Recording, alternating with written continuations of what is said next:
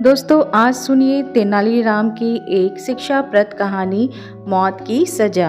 एक समय की बात है, बीजापुर नामक देश के सुल्तान इस्माइल आदिल शाह को यह डर सताने लगा था कि राजा कृष्णदेव उस पर हमला करके उसके देश को जीत सकते हैं। सुल्तान ने कई जगह से सुन रखा था कि राजा कृष्णदेव ने अपने साहस और वीरता से कई देशों को जीतकर अपने राज्य में मिला लिया है।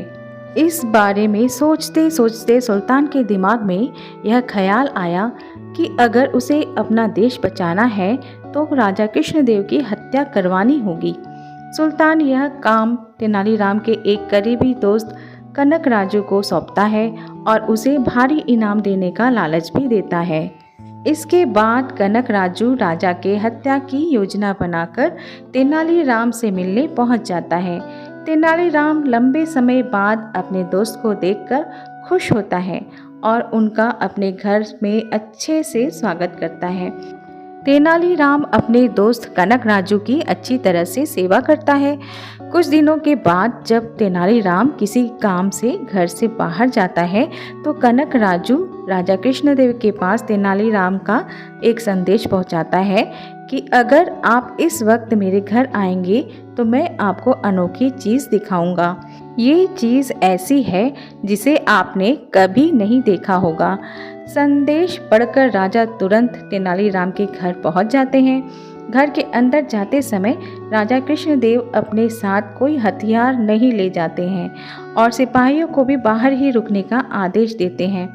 राजा के घर में घुसते ही कनक राजू उन पर छुरे से वार कर देता है, लेकिन राजा कृष्णदेव बड़ी ही चतुराई से कनक राजू के वार को रोक देते हैं और अपने सिपाहियों को आवाज लगाते हैं। राजा की आवाज सुनते ही अंगरक्षक वहां पहुंच जाते हैं और कनक राजू को पकड़कर उसकी हत्या कर देते हैं। राजा कृष्णदेव का कानून था कि राजा पर जानलेवा हमला करने वाले को जो आश्रय देता है उसे मृत्यु दंड की सजा सुनाई जाती है। इसलिए तेनालीराम को भी मौत की सजा सुनाई जाती है। मृत्यु दंड मिलने के बाद तेनालीराम राजा से माफी की गुहार लगाता है, लेकिन राजा कृष्णदेव कहते हैं, तेनालीराम, मैं तुम्हारे लिए राज्य के नियम नहीं बदल सकता। तुमने उस व्यक्ति को अपने घर में रहने दिया जिसने मुझे मारने की कोशिश की थी, इसलिए मैं तुम्हें क्षमा तो नहीं कर सकता, लेकिन तुम्हें किस तरह की मृत्यु चाहिए यह निर्णय मैं तुम पर छोड़ता हूँ। इतना सुनते ही तेनालीराम कहता है, महाराज, मुझे बुढ़ापे की मौत चाहिए। यह सुनकर सभी हैरान हो गए और राजा कृष्णदेव हंसते हुए कहते हैं, तेनालीराम, तुम अपनी समझदारी से फिर बच गए। तो दोस्तों इस कहानी से हमें यह सीख मिलती है, चाहे जितनी बड़ी मुश्किल की घड़ी हो, लेकिन अगर समझदारी से काम लिया जाए तो हर समस्या का हल निकल सकता है।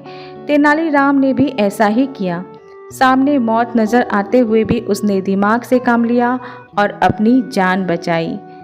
तो दोस्तों आज की ये तेनालीराम की शिक्षाप्रद कहानी आपको कैसी लगी? अच्छी लगी हो तो इसे लाइक शेयर ज़रूर करें और इस चैनल को भी सब्सक्राइब करें। नमस्कार।